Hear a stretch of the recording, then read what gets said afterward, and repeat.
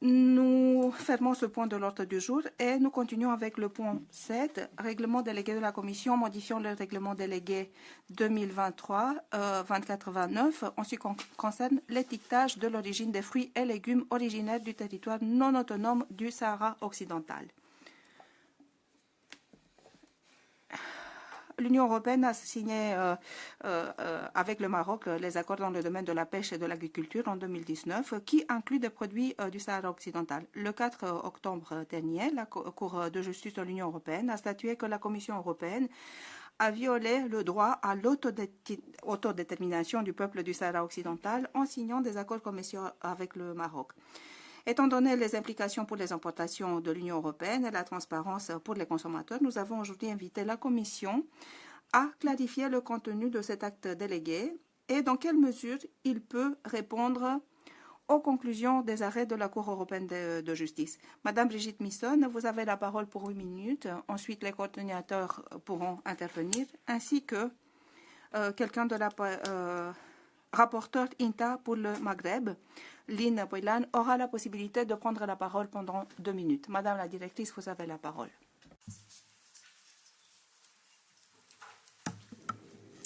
Thank you, Chair. Merci, Monsieur le Président, Mesdames et Messieurs les députés. J'aimerais commencer par remercier le Parlement de nous laisser la possibilité de présenter ce règlement délégué. C'est un règlement délégué qui a été conçu en compagnie des experts des États membres et qui porte sur l'application des normes de commercialisation de l'Union pour le cas particulier des fruits et légumes qui proviennent du territoire non autonome du Sahara occidental. La Commission a adopté ce règlement dans le cadre d'un nouvel accord, comme vous l'avez dit, Monsieur le Président, sous forme d'échange de lettres entre l'Union européenne d'une part et le Royaume du Maroc d'autre part, concernant les produits qui sont originaires de ce territoire. Comme vous le savez, le nouvel accord avec le Maroc, qui élargit les préférences commerciales aux produits du Sahara occidental, s'applique de manière provisoire depuis le 3 octobre de cette année. Son objectif est de répondre à certaines lacunes de l'accord précédent qui avait été identifié par la Cour de justice dans ses arrêts du 4 octobre de l'année dernière. Cela permet également d'aligner l'élargissement des préférences aux conditions applicables. Le nouvel accord n'implique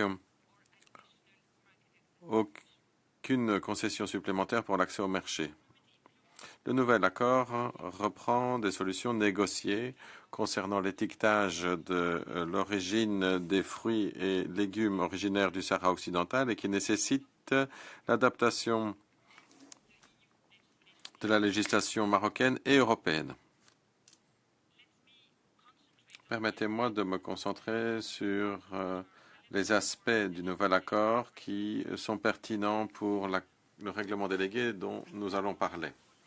Donc, au-delà de tous les aspects liés à l'élargissement des préférences bilatérales aux produits qui sont originaires du Sahara occidental et leur traitement douanier, le nouvel accord reprend 2 éléments qui nécessitent l'alignement de nos règles sur les normes de commercialisation dans le secteur des fruits et légumes. Passons maintenant à ces 2 éléments de manière plus détaillée. Conditions préalables nécessaires à un étiquetage correct et pour respecter les conditions de l'arrêt de la Cour de justice, le nouvel accord nécessite une différenciation claire entre le territoire douanier marocain et le territoire douanier du Sahara occidental. Et dès lors, la détermination de l'origine des marchandises provenant du Sahara occidental, donc dans la certification d'origine, en indiquant la région d'origine au sein du Sahara occidental. Il s'agit de la disposition clé du dispositif qui permettra de vérifier l'origine précise à reprendre sur l'étiquette. Il s'agit d'une amélioration considérable par rapport à l'accord précédent. Pour les fruits et légumes, L'accord fournit également une base juridique afin de résoudre les exigences d'étiquetage des produits issus du Sahara occidental dans le droit européen et pour garantir une information correcte des consommateurs en ayant des obligations d'étiquetage qui sont cohérentes par rapport à l'origine reprise sur le certificat d'origine. Ça, c'est le premier élément. Deuxième élément de l'accord, qui est lié aux normes de commercialisation pour les fruits légaux, la possibilité pour l'Union européenne d'octroyer aux autorités compétentes marocaines les autorisations nécessaires afin de rejeter les certificats de conformité pour les normes européennes conformément à la législation européenne, comme c'est déjà le cas, bien évidemment, pour les produits provenant du Maroc. Afin d'aligner le droit dérivé, donc les règlements délégués, aux résultats de l'accord international, nous devons modifier, grâce au règlement délégué qui vous a été envoyé, ces deux points. Donc, la dérogation aux règles habituelles, à savoir l'indication du pays d'origine. L'obligation, habituellement, c'est d'indiquer le pays d'origine. Donc, ici, nous avons introduit une dérogation parce que la Cour l'a indiqué dans son arrêt et c'est ce qui ressort également de l'accord avec le Maroc, que nous allons indiquer la région d'origine, mais uniquement pour les produits provenant du Sahara occidental.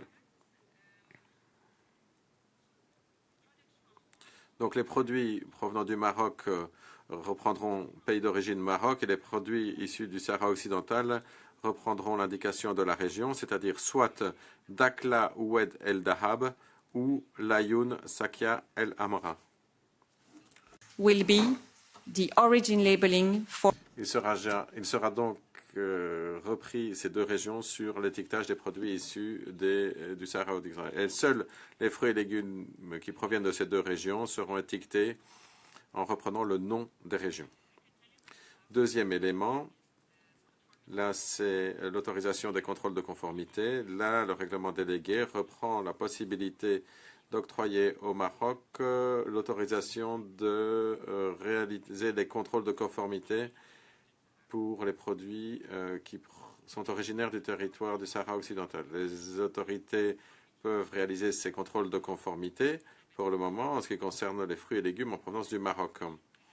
Les nouvelles disponibilisations permettront de nouveaux contrôles pour les produits provenant du Sahara occidental à condition que l'autorité compétente marocaine introduise la demande et donne des garanties suffisantes concernant sa capacité à réaliser ces contrôles pour la production provenant du Sahara occidental. Cette autorisation prendra la forme d'un règlement d'exécution qui sera mis en œuvre après l'entrée en vigueur du règlement délégué dont nous discutons aujourd'hui.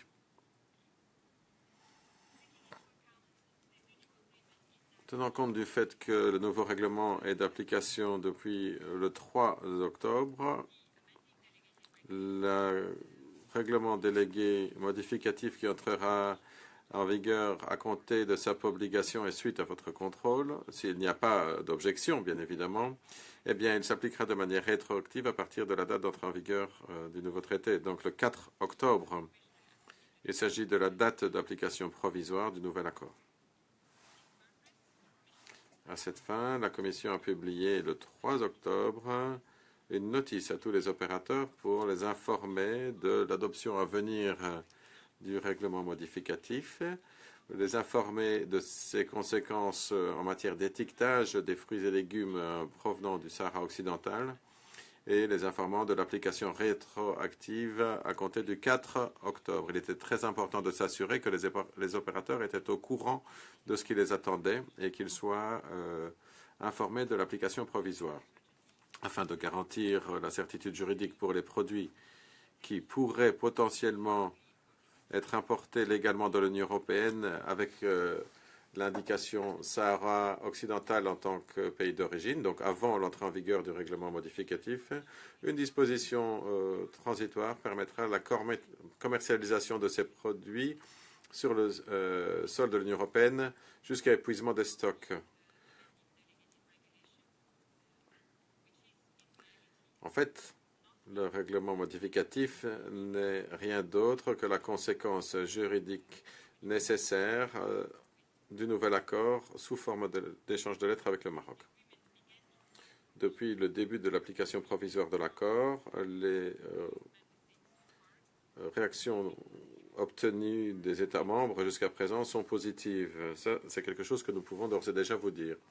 On nous a informé d'un nombre limité de difficultés concernant les importations dans l'Union européenne. Elles sont liées à la déclaration d'origine. Et nous planchons sur le sujet avec nos collègues de la DG Tax Sud afin de résoudre les problèmes. C'est toujours cette phase de mise en œuvre d'un nouvel accord commercial qui nécessite quelques ajustements. Merci de votre attention, mesdames et messieurs les députés.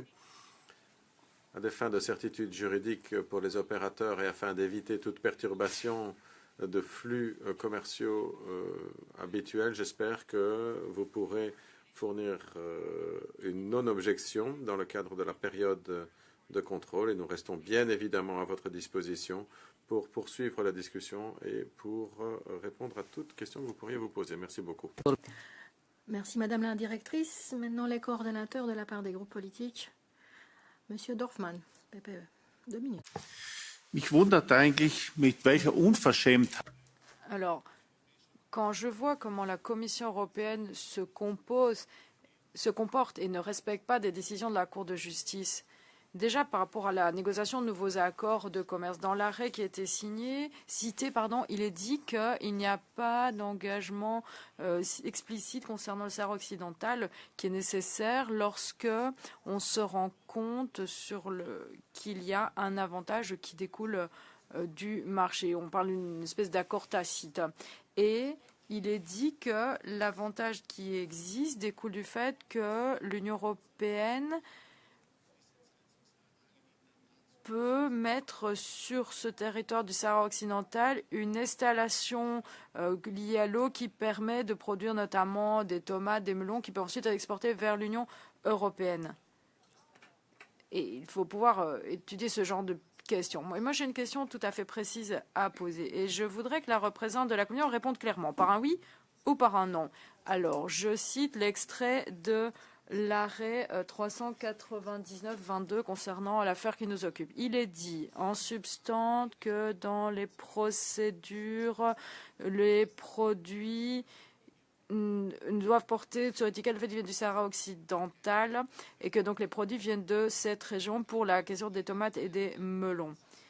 Et sinon, ça serait des mentions qui induisent en erreur le consommateur, notamment parce que celui-ci doit pouvoir savoir quelle est l'origine du produit qu'il achète. On pourrait donner l'impression que le produit vient d'une autre région que celle-ci. Fin de session. Est-ce que la Commission pense que les indications venant de régions dont personne n'a jamais entendu parler, que ces indications-là ne risquent pas d'induire en erreur le consommateur? Est-ce que le consommateur saura vraiment que ça vient du Sahara occidental? La décision de justice, elle était limpide et elle doit être respectée. Or, ici, je vois que vous ne respectez pas la décision de la justice. À la limite, vous jouez la montre, mais vous risquez de perdre s'il y a une procédure en justice à nouveau. Merci. Thank you very much for Patriots. Merci pour les patriotes. Myriam Boras-Pabon, vous avez 2 minutes. Sí, gracias, presidente. Merci, Monsieur le Président. Ça fait plus d'1 an que je siège au Parlement européen et que j'essaie de défendre l'agriculture. J'ai vu toute une série de choses. J'ai vu comment la Commission signe des accords commerciaux tout à fait opaques, qui sont déloyaux vis-à-vis de l'agriculture, comme le Mercosur. J'ai vu comment vous parlez de transition verte. Alors en fait, cela veut dire en clair une désindustrialisation. Ça veut dire que vous abandonnez le secteur. Et puis j'ai bien vu comment vous essayez de trafiquer le fait que vous êtes en train finalement de démanteler la PAC. Mais ici, c'est vraiment inédit, hein. Inédit ce que je vois. Vous êtes vraiment en train de tricher. En fait, vous trichez au niveau politique et c'est ce que vous êtes en train. Alors, je vais essayer de récapituler rapidement de quoi il retourne pour que tout le monde ait le contenu en texte. En 2012, entre en vigueur le protocole agricole UE-Maroc après des années de pression faite par le Maroc, des multinationales et des fonds d'investissement. Ici, les produits agricoles se retrouvent dans la constitution. Première conséquence, une avalanche de fruits et légumes qui sont produits à des normes inférieures à celles qu'on n'accepterait jamais chez nous, qui arrivent chez nos marchés et qui mettent à mal nos agriculteurs qui sont incapables de concurrencer des produits produits dans de telles conséquences aux normes sous standard. Et donc, conséquences, chômage des populations, etc. Et donc, c'est ce qui va se passer en plus avec le Mercosur, par parenthèse. Alors, la Commission, elle nous a habitués à agir de la sorte. Mais là, c'est vraiment inédit. Hein. C'est la Commission même qui défend les intérêts d'un pays tiers à l'encontre de ce qu'a décrété la Cour de justice de l'Union européenne. Vous vous fichez totalement de cette décision de la Cour. Vous la foulez aux pieds par rapport à ces questions de préférence douanière. La Cour a dit que votre décision était illégale, madame. Et il est dit qu'il faut juste indiquer Sahara occidental comme pays d'origine. Paragraphe 89 de la décision de la Cour. Et qu'est-ce que vous faites maintenant dans ce acte délégué? Vous dites que c'est tout à fait juridique, mais en fait, c'est une manipulation de l'étiquette d'origine finalement. Et vous avez pris un accord qui est complètement illégal et en plus immoral. Et donc, les consommateurs européens ont le droit de savoir ce qu'ils achètent. C'est pas négociable. Enfin, là, la transparence, c'est un principe. Vous n'êtes pas là pour faire plaisir à des pétières, à des multinationales, à des fonds d'investissement qui vont s'engouffrer dans la brèche. Vous étiez pour défendre nos agriculteurs et nos consommateurs européens, et pas pour jouer les représentants de commerce du Maroc. Alors, on sait très bien ce qui est en train de se passer ici. Hein. Vous essayez de jouer la montre, je dis, vous essayez de gagner du temps. Pourtant, il y a des décisions de justice. Vous allez de nouveau être condamnés. Mais nous, Vox, les Patriotes et autres, nous allons agir pour empêcher vos manœuvres. Votre acte délégué va se retrouver rejeté. Et nous allons représenter une objection ferme à ce texte. Je vous remercie. Thank you very much. For Greens, Thomas Weitz. Merci, Thomas Weitz, pour les Verts. Merci, Monsieur le Président Bouddha. C'est intéressant de voir comment différents groupes politiques venant d'avis politiques différents partagent leur évaluation. Moi, je fais partie du groupe de membres du Parlement européen qui ont fait une objection à l'accord commercial dès le départ, parce que c'était clair que cela s'opposait au droit international et que cela s'opposait à nos normes européennes ainsi qu'à notre législation européenne. Et la Commission l'a su dès le départ. Et cette décision, elle a été prise à un moment où on a eu un énorme scandale de corruption qui impliquant le Qatar et le Maroc. Donc, moi, je ne dis rien de plus, mais on sait que ça s'est passé au même moment et on savait que c'était contre le droit international. Et la Cour de justice l'a même confirmé. Et puis maintenant, vous revenez avec une proposition qui, selon moi, s'oppose au droit international. Je vais citer mon collègue Herbert Dorfmann, qui connaît ces deux régions au nom arabe. C'est trahir nos consommateurs. Il faut de la transparence et dire de quel pays viennent ces produits. C'est le Sahara occidental. Et puis on parle de production de tomates. Je sais que vous savez à quoi ressemble ce pays. C'est un désert. C'est un désert. Il y a des colons marocains qui vont dans le pays depuis 20 ans. Alors moi, j'ai rien contre les Marocains, c'est un pays que j'adore, mais c'est un endroit où les colons marocains prennent les terres où l'on peut produire des tomates. Et ça va à l'encontre du droit international. Très souvent, la Commission plaide pour que l'on respecte le droit international. Et donc, nous devons faire preuve de sérieux et faire la même chose pour les produits agricoles issus du Sahara occidental. C'est de là qu'ils viennent, c'est comme ça qu'ils doivent être étiquetés. Et tant que ce n'est pas ça qui est sur la table, vous verrez des objections de la part de mon groupe. Merci. For the left, Lukming Flanagan pour la gauche. Oui, je vais faire bien les propos de M. Valls, de ce qu'ont dit pratiquement tous les députés. Je pense que tout le monde est pratiquement d'accord. Thomas l'a dit, les citoyens européens méritent de savoir d'où viennent ces produits. Il ne faut pas les tromper. Et si on devait se connecter à cette réunion et voir comment l'Union européenne fonctionne, si l'on voit comment ça fonctionne au Parlement, c'est la commission de l'agriculture, C'est là que l'on doit contribuer aux discussions européennes en matière de politiques agricoles. Si vous entendez les députés européens, qui sont tous élus, que vous aimiez cela ou non, on tire tous dans le même sens et la Commission tire dans un autre sens. Et ça dépasse le cadre de cette discussion. La question est de savoir qui prend les décisions dans l'Union européenne. Les personnes élues ou les personnes qui occupent un poste parce que quelqu'un les y a mis. Et je pense, d'après moi, que c'est les personnes élues qu'on devrait écouter. En tout cas, je vois que tout le monde parle d'une seule voix ici aujourd'hui. Thank you very much. Merci. Pour Inta Bolan, 2 minutes. Merci, Monsieur le Président. Merci de m'avoir permis d'intervenir aujourd'hui. Je suis rapportrice permanente pour la situation du Sahara occidental au sein de ma commission et j'ai suivi de près la situation. J'ai plusieurs questions spécifiques à poser à la Commission concernant la question de l'étiquetage. Et j'aimerais obtenir des réponses claires pour bien faire, parce qu'il y a comme un examen juridique. Il y a la question donc de l'étiquetage des produits qui arrivent sur le marché européen. Et ça, c'est une question qui relève du droit interne. Il y a une législation européenne. Et vous dites qu'il y a eu un accord avec le Maroc. Alors, je veux savoir s'il y a des précédents pour ce type de dispositions qui ont trait à l'étiquetage dans un accord international qui a été conclu par l'UE. Ensuite, quelle est la justification de la dérogation au principe lequel les produits mis sur le marché au sein de l'Union européenne sans indiquer l'origine du produit en question, tel que déterminé sur la base des règles non préférentielles d'origine telles que spécifiées dans le Code des douanes? Est-ce légal et techniquement correct de prévoir l'application de ces règles préférentielles d'origine pour ce type de finalité à la suite de la décision du Conseil de cet acte délégué?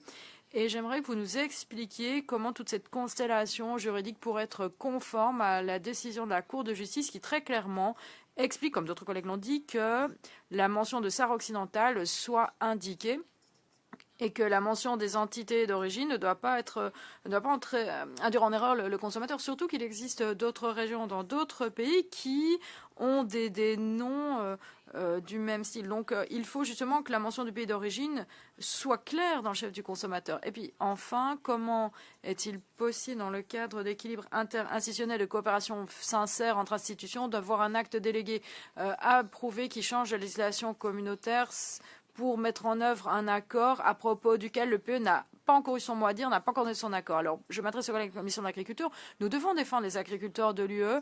Il ne faut pas récompenser le fruit d'une occupation illégale. Et puis, il faut défendre aussi la réputation de l'UE et de ses institutions. Nous avons été élus par les concitoyens européens. Parce qu'une fois de plus, cette affaire va revenir sur la table des juges à Luxembourg. Donc, une fois de plus, ça va mettre à mal la crédibilité des institutions de l'UE. Je ne peux qu'insister, chers collègues, soyez très prudents. Nous ne voudrions pas de nouveau nous retrouver devant la Cour de justice. Merci. Thank you very much. Merci beaucoup. Pour les Patreons, Monsieur Barnet, je vous en prie. Oui, merci, Monsieur le Président. Les députés du Rassemblement national, eux, ne veulent pas rentrer dans ce débat sur le Sahara occidental parce que nous considérons que cela appartient à la souveraineté pleine et entière du Maroc, pays ami de la France. Le vrai problème pour nous, c'est ce traité de libre-échange. C'est ce traité de libre-échange et que les tomates viennent de quelques régions que ce soit du Maroc. Elles concurrencent de façon totalement déloyale les tomates françaises, espagnoles et européennes. Quand vous allez dans un supermarché en France, vous avez des tomates cerises à 0,99 €. C'est tout le temps comme ça. Et les tomates, nous, chez moi, produites en Bretagne, Prince de Bretagne, c'est 2 €. On est en train de tuer la filière tomate en Europe. Et le Maroc pratique des prix avec lesquels on ne peut pas lutter, avec des méthodes de production avec lesquelles on ne peut pas lutter, irrigation, pesticides, etc. Et ne respecte pas la saisonnabilité qui avait été établie au départ. Donc le problème, ce n'est pas que des tomates soient étiquetées parce qu'elles viennent du nord, du sud du Maroc, c'est parce qu'elles viennent du Maroc concurrencer et tuer notre filière très importante de nos producteurs de tomates.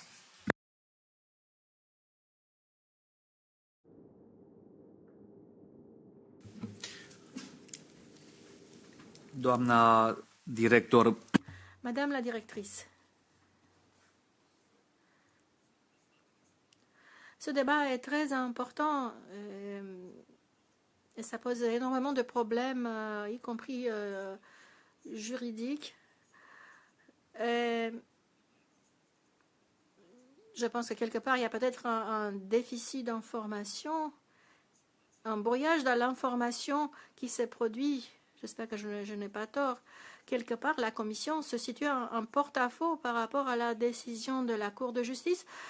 Permettez-moi de dire cela. Tous les collègues ont soulevé cela et au-delà du monde agricole, nous avons ici un problème d'ordre légal ou juridique. Je vous prie de noter cela dans le procès verbal de la séance. Nous avons besoin d'une réponse écrite de la part de la Commission européenne concernant ce problème parce qu'il s'agit d'une complexité accrue. Et je ne sais pas si vous-même vous pouvez nous donner la réponse ici et maintenant, mais encore une fois, nous allons au-delà du problème de la qualité des produits, de l'étiquetage. Non, il s'agit ici d'un problème qui concerne le respect des décisions de la Cour de justice européenne et ne pas oublier que, au-delà des intérêts des fermiers et de l'activité agricole, il nous faut protéger également les consommateurs à travers un étiquetage adéquat des produits qui proviennent de toutes ces régions du monde. Je ne suis pas très au courant de tout cela, mais je pense que lorsque les collègues le disent, y compris la commission INTA, non seulement ici à la commission Agri, je pense que vous avez un problème majeur. Je vous prie d'en prendre note et de le résoudre parce qu'à juste titre, si quelqu'un est connecté à distance sur Internet et non seulement, je ne sais pas, il peut à juste titre se poser la question: comment est-il possible qu'une institution européenne enfreigne une décision de la Commission européenne? Peut-être que nous n'avons peut-être pas tout compris. Si cela est vrai, il est clair que nous ne pouvons pas accepter une telle démarche de la part de la Commission. Vous avez tout le temps que vous voulez pour nous éclairer là-dessus. Merci.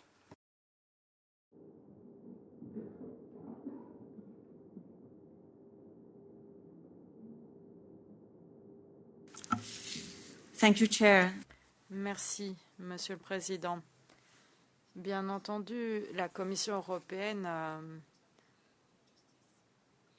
suit les arrêts de la Cour de justice de l'Union européenne et respecte le droit et la loi, bien entendu. Alors, je vais essayer de vous expliquer toute la procédure, vous expliquer les choix qui ont été faits. Je devrais peut-être rappeler que nous sommes en train de discuter d'un règlement délégué concernant l'étiquetage de fruits et légumes. Mais évidemment, il y a toute cette dimension globale et le lien avec l'accord, bien entendu. Et le lien avec la décision de la Cour. Alors, je vais essayer d'être la plus précise possible. Je ne pourrai sûrement pas répondre à toutes les questions, mais je vais essayer d'expliquer ce qu'il en est, donc les données factuelles. Expliquer notre argumentation, notre raisonnement. Première question. Pourquoi cette législation de l'UE sur l'étiquetage d'origine des fruits et légumes a dû être modifiée? Pourquoi est-ce que nous sommes dit qu'il nous fallait modifier ce règlement délégué? Comme cela a déjà été dit, le règlement actuel implique l'indication du pays d'origine. C'est-à-dire qu'il n'y a pas d'autre possibilité dans la législation actuelle d'agir autrement. Et dans la décision de la Cour mettait l'accent sur le Sahara occidental, donc c'est-à-dire une région, une partie d'un État. Nous ne pouvions pas laisser la législation telle qu'elle. Donc, nous avons dû nous pencher sur le règlement délégué portant sur l'étiquetage, l'origine des fruits et légumes. La Cour, dans son arrêt, fait l'interprétation de la législation communautaire, enfin en tout cas elle l'explicite, elle la rend claire. Et tout le monde a cité ce qu'a dit la Cour, c'est-à-dire qu'il faut indiquer Sahara occidental comme origine pour les fruits et légumes qui viennent de cette région-là. À la lumière de cet arrêt, Et vu qu'il est nécessaire de donner des informations correctes sur l'origine des produits à destination des consommateurs européens, qui doivent pouvoir faire un choix éclairé afin d'éviter une perturbation dans le fonctionnement de la chaîne d'approvisionnement des produits concernés, la plupart étant des produits périssables, le nouvel accord vise à faire en sorte que les obligations d'étiquetage soient cohérentes avec les modalités visant à indiquer l'origine dans le certificat. Alors, si on opte pour l'indication de l'origine régionale sur l'étiquette, c'est parce qu'il y a eu des négociations avec le Maroc.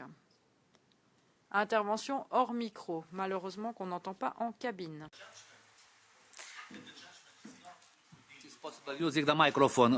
Le président, utilisez votre micro, Herbert, sinon on ne vous entend pas. Oui, mais il y a eu une décision de la Cour de justice et la Commission ne peut pas négocier une décision de la Cour de justice avec le Maroc, c'est n'importe quoi. Shall I continue, Chair? Monsieur le Président, est-ce que je peux continuer mon intervention? Madame la directrice, bien entendu, vous pouvez continuer, mais s'il vous plaît, mais n'oubliez pas les réponses aux questions que les collègues ont adressées. Et si vous ne pouvez pas leur répondre, parce que peut-être que c'est une complexité de la situation, que vous n'avez pas les réponses prêtes, je vous demande, s'il vous plaît, communiquer par écrit avec le Parlement, avec notre commission. Donc par écrit, parce qu'il s'agit des questions qui ont été posées par des collègues. Ce sont des problèmes ou des doutes des consommateurs, des Européens. Nous voulons savoir comment les choses se sont passées. Donc, de la clarté par rapport à cela. Merci. Continuez, s'il vous plaît.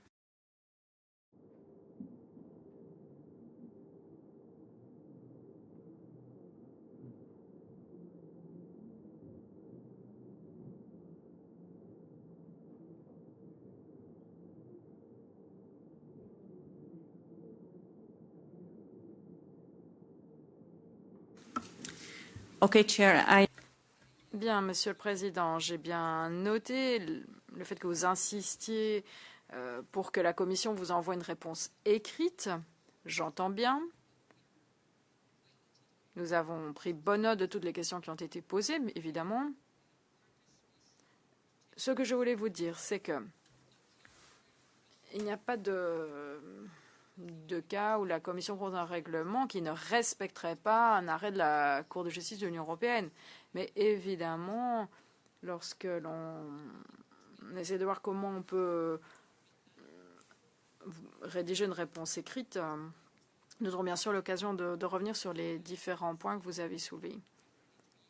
Si vous préférez, on peut en rester là et je peux bien sûr répondre par écrit ultérieurement. S'il vous plaît, continuez. I'm waiting your answer. Poursuivez votre réponse, madame. Maybe I will. Alors, je ne vais peut-être pas parler trop des aspects juridiques des actions que nous avons entreprises. Je vais peut-être plutôt répondre aux autres questions que vous avez soulevées. Par exemple, certains d'entre vous ont dit que les régions Dakhla et Laoun sont des villes ou des régions dans d'autres pays de la région, Égypte, Tunisie, Mauritanie, dans des noms similaires, homonymes. Et donc, nous avons indiqué le nom in extenso, justement pour éviter qu'on ne se trompe pas de ville et de pays, pour qu'on sache bien que l'on parle de produits qui viennent justement du Sahara occidental. Vous avez aussi posé des questions concernant la population du Sahara. Donc, comment est-ce qu'on peut partir du principe que ces personnes-là ont donné leur consentement? Est-ce que les personnes sont consultées ou vont l'être? Comment peut-on partir du principe que la déclaration de l'UE fait partie de l'accord, etc., etc. Donc, comme vous l'avez indiqué à juste titre, la décision de la Cour implique que les habitants du Sahara occidental doivent donner leur accord, explicitement ou implicitement, à tout nouvel accord conclu. Le mécanisme de partage des avantages qui est prévu dans la déclaration de l'UE vise à permettre à la population locale d'avoir des avantages tangibles, concrets, vérifiables, etc., de la suite de l'exploitation des ressources. Donc, ce mécanisme de contrôle régulier, qui est visé dans la déclaration de l'UE, a fait l'objet d'un accord par les deux parties, vise à respecter les décisions de la Cour en respectant les conditions qui sont prévues quand on parle de consentement explicite. Une méthodologie douane sera développée pour quantifier la valeur économique des ressources naturelles qui sont utilisées pour produire les marchandises qui sont exportées au titre du nouvel accord. Et les avantages estimés seront partagés en finançant des actions dans le Sahara occidental. Certains d'entre vous y ont fait allusion également. C'est-à-dire qu'il y aura une assistance humanitaire au Contino et il s'agira de promouvoir la participation de la population locale dans des programmes mis en place par l'UE. La déclaration de l'UE est une annexe au courrier de l'UE et dans le courrier même, le Maroc prend acte de tous les points visés dans le courrier de l'UE et exprime son accord avec le contenu du courrier de l'UE. Le traité prévoit la possibilité d'obtenir l'avis de la Cour de justice de l'Union européenne, mais il n'y a pas d'obligation de solliciter l'avis. Et je réagis ainsi à une question que vous avez posée. La Commission n'a pas l'intention de demander l'avis de la Cour.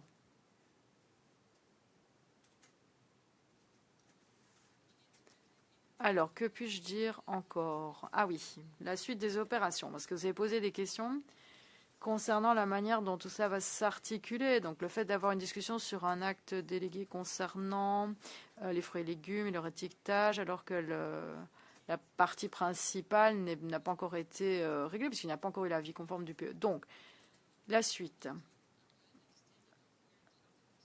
Donc, en fonction des autres procédures en cours, il y a la procédure de la décision du Conseil concernant la conclusion d'un accord. C'est une procédure qui est toujours entre les mains du Conseil. Alors, je vous parle. Le Conseil suit le calendrier ordinaire pour la prise de cette décision. Le point est discuté pour l'instant au niveau des groupes de travail du Conseil.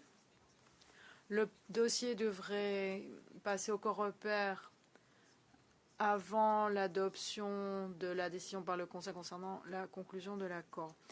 Et cela devrait se dérouler d'ici la fin de cette année, normalement. Et d'après les informations dont nous disposons, ensuite le Conseil saisira officiellement le PE en vue d'avoir son accord formel sur le texte. Et bien sûr, nous, donc la Commission, nous resterons bien sûr disponibles pour le Parlement durant cette phase des travaux si vous avez la moindre question complémentaire. Et d'ailleurs, nous sommes déjà engagés à vous fournir une réponse écrite puisque vous l'avez sollicité. Nous restons donc disponibles pour venir vous voir dans les différentes commissions parlementaires concernées. J'entends bien qu'il y a la commission INTA qui est concernée, mais vous aussi à l'agriculture.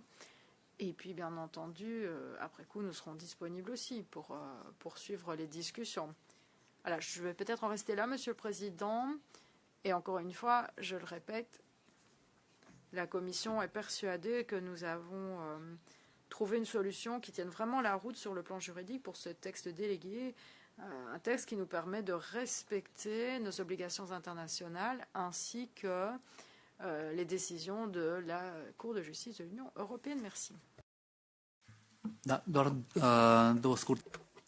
Encore une brève remarque de la part de notre collègue. Alors,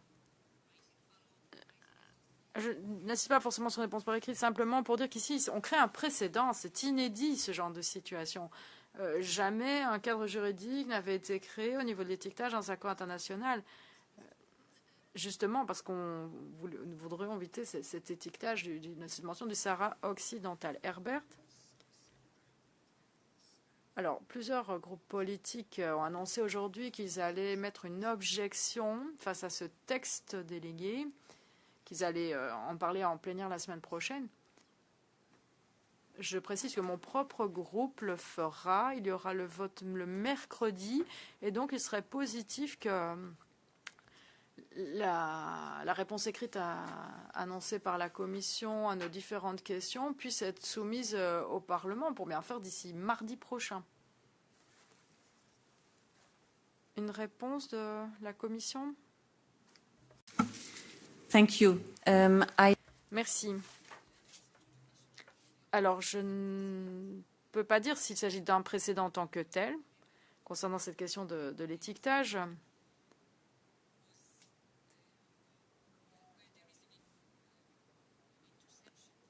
Quand il y a une interception qui a lieu entre l'étiquetage UE, la question et la réglementation générale.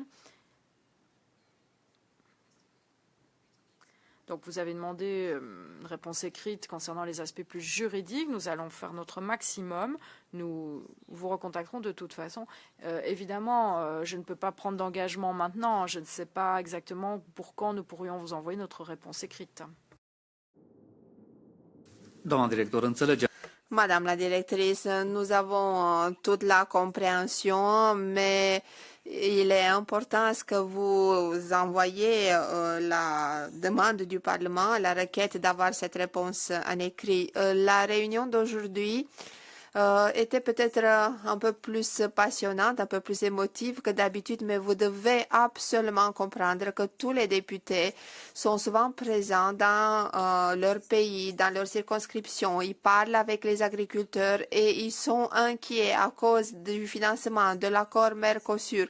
Et nous n'avons pas le choix, c'est notre devoir de interpeller la Commission, de vous demander à ce que vous répondiez à nos questions dans l'esprit de la coopération interinstitutionnelle. Il faut qu'on trouve des solutions pour les soucis, pour les difficultés des agriculteurs. Il faut toujours également qu'on protège les consommateurs. Nous œuvrons tous pour le bien commun, consolider notre secteur agricole et par ailleurs garantir la sécurité alimentaire. Et c'est de cet angle qu'il faut prendre les débats d'aujourd'hui, même si des fois l'atmosphère était légèrement tendue. Veuillez comprendre que ce sont des débats à but constructif pour trouver des solutions qui protègent nos consommateurs, qui rendent la vie de nos agriculteurs plus légère. Nous sommes tous de bonne foi et on exerce notre mandat de bonne foi et je suis sûre que vous faites de même. Nous vous remercions pour votre participation et on attend une réponse de la part de la Commission. Faites de votre mieux pour nous envoyer cette réponse au plus vite. Chers collègues,